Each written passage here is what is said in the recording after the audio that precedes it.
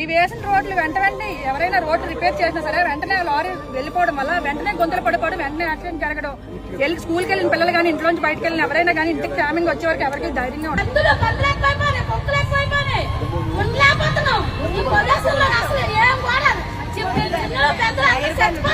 అలాగే